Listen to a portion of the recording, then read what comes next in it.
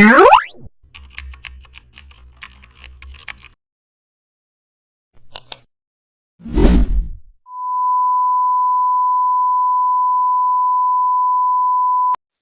back to the channel. Don't forget to like, share, and subscribe.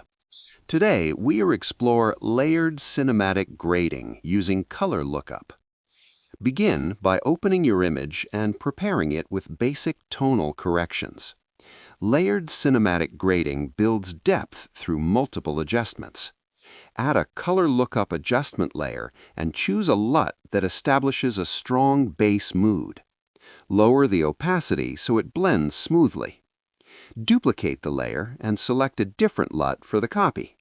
Adjust its opacity until both LUTs complement each other.